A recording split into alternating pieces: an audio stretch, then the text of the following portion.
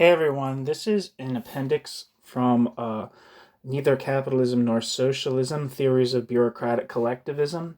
The appendix is called The Myth of Max Shachtman. I'm assuming it's by Haberkern and Lipow. In 1962, a collection of articles by Max Shachtman entitled The Bureaucratic Revolution appeared. In his introduction, Shachtman claimed the theory of bureaucratic collectivism as his own. We have seen what historical justification there is for this claim. Even in a collection of his own articles, Shachtman might have made some mention of the contributions of those whom he had once denounced as objective supporters of capitalist restoration for advancing the thesis he now expropriated. But there were more serious consequences of this misrepresentation. The most obvious was that opponents of the theory of bureaucratic collectivism were able to use Shachtman's continued slide to the right, which was already well underway by 1962, as an example of what would happen to people who entertained such dangerous ideas. This argument would be shameless demagogy even if it were based on fact. The main difficulty, however, with this book as a statement of the theory of bureaucratic collectivism, which is how both its title and its introduction presented, is that Shachtman did not write the principal articles or resolutions in which this theory was developed. When he was not polemicizing against them, he was passively endorsing them. The resulting distortions take three forms in the 1962 book. The first is simple bowdlerization of Shachtman of his own articles. What the hell does that mean?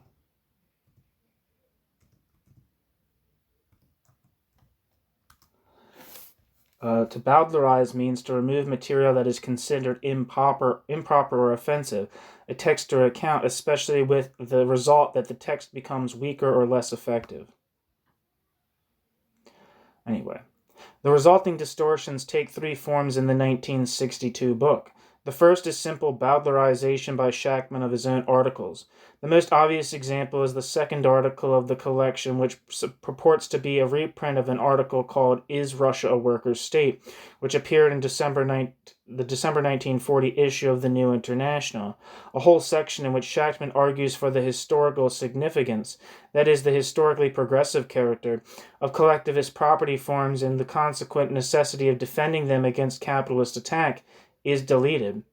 The October 1941 resolution, which openly attacked the defenders of the Carter Resolution and re-emphasized the traditional Trotskyist warnings against the imaginary capitalist restorationist tendencies, against which an alliance with Stalin was necessary, of course not reprinted.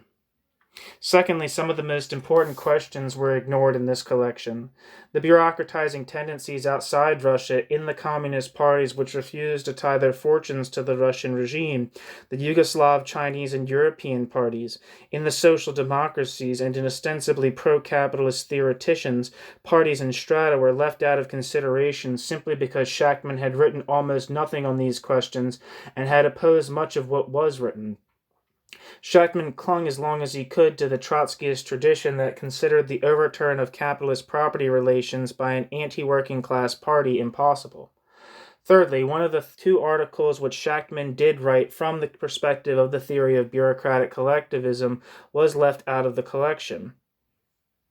This is the article Aspects of the Labor Government, which is in this collection, included as the first section in Chapter 5 of this collection. Oh, there it says. The only article in the 1962 collection which does unreservedly adopt the point of view Shachtman had originally rejected is, quote, Reflections on a Decade Past, end quote, which was written in 1951. It is the first selection and the most theoretical, but it is only one of two articles he wrote in 1951 on this theme. The second, which was also adopted as a party resolution, was a treatment of the first post-war labor government in Britain. We quote here once more the key paragraph, quote, 5 years of the new labor government have brought the country and the country's working class to a fork in the road. If the present basic economic and political trend were to continue, uninterrupted, in Britain, the means of production and exchange would all end up in the hands of the state, and the state in the hands of the all-powerful bureaucracy. Beginning in a different way, with different origins, along different roads, at a different pace, but in response to the same basic social causes, Britain would then develop toward the type of totalitarian collectivism which is the distinguishing mark of Stalinist society. Mr. Attlee's denunciation of Russia as a, quote, bureaucratic collectivist state, end quote, notwithstanding, end quote. There are several reasons why this article might have been left out. For one thing, it obviously overstates the anti-capitalist tendencies of the Attlee government. Why not, however, include it with appropriate footnotes and warnings? After all, even Marx and Engels often overestimated the strength of social trends and still felt their comments were worth republishing for the theoretical value contained in them. If Shachtman still held in 1962 to the view that bureaucratic collectivism represented a third alternative to socialism and collectivism on a world scale, and not just a purely Russian phenomenon, why not reprint the one article in which he discovered the idea?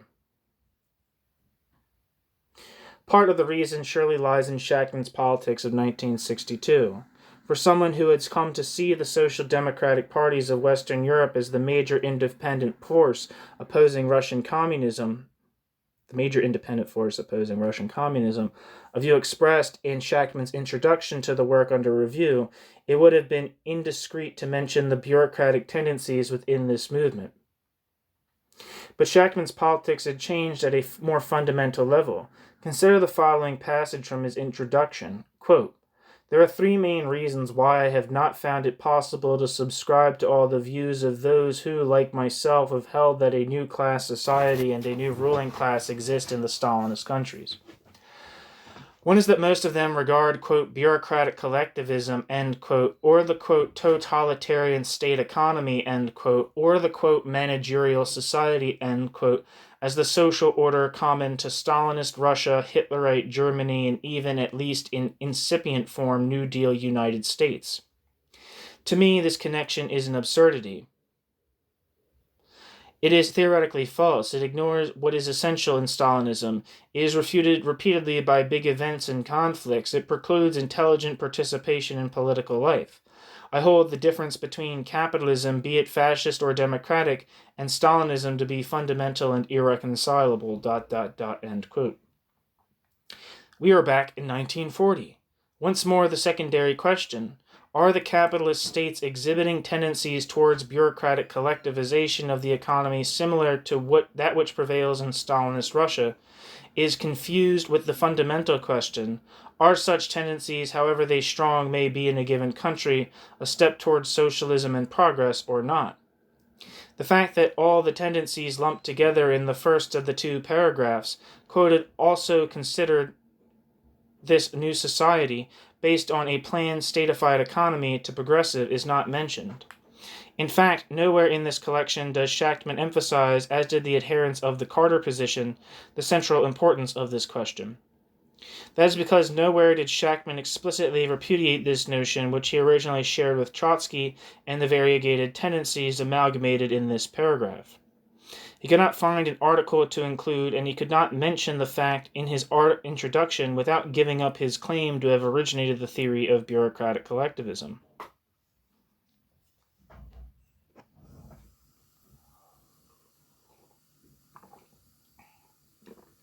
For this purpose, it was necessary to conceal the fact that there had been two theories of bureaucratic collectivism. One espoused by Shachtman, who held that collectivist property forms were per se progressive, a conquest of the Russian Revolution that had to be defended no matter what class was the immediate beneficiary or victim of the social relations based on these forms. The other, originally proposed by Carter, insisted on the primacy of class relations. Carter insisted against Shachtman that the bureaucracy's control of collectivist property condemned the working class to a new form of exploitation, and represented a step backwards for modern civilization. The total effect of this collection of essays is to reinforce the picture of Stalinism as a purely Russian phenomenon. This is not because Shachtman by 1962 was already far gone in his drift. Jesus Christ. This is not because Shachtman by 1962 was already far gone in his drift towards a defense of the, quote, West against, quote, totalitarianism, end quote. It is also an accurate reflection of Shachtman's political history. Shachtman never assimilated the concept of the bureaucracy as a new third social class competing with capitalism and the working class for power, but remained most comfortable with Trotsky's view of the Russian bureaucracy as a, quote, sport, end quote, a mutation that could not survive outside its peculiar Russian environment. Behind this emphasis on Russia lay an even more fundamental confusion in Shachtman's thinking. From the beginning, from 1934, Trotsky insisted that socialists had to choose between two alternatives. 1. Russia was a sport, a mutation, which would disappear either in a workers' revolution or a capitalist counter-revolution. 2. Russia was indeed the, quote, wave of the future, end quote, and socialism was a utopia, a dream. The rule of bureaucracy was the next predetermined stage in the history of mankind. Historically progressive if undesirable. Decent people would of course be on the side of those defending, quote, the interest of the slaves of the totalitarian bureaucratic society, end quote. Again, whether Trotsky believed this stuff himself or was simply trying to frighten his supporters away from dangerous thoughts is difficult to say. Shachtman's political trajectory, however, does seem to indicate that Shachtman, at least, took this Hobson's choice seriously. For as long as was distantly possible for an opponent of totalitarianism, he clung to the notion that the bureaucracy was only defending the historically progressive property forms created by the Russian Revolution. When in 1948 that became impossible, he was literally struck dumb.